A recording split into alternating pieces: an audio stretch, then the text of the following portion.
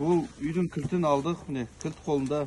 Қазір енді алғаш рет қанша жыл ашылмағалы болғалы, сол үйді алғаш бірінші ашамыз. Бірінші ашардың алдында атадан бір бата сұрасақ, бір бата алып, одан пісімләмізді он аяқтан ішіне кірсек, бір аралап көрейік, қандай кейіпте, қандай қалпында.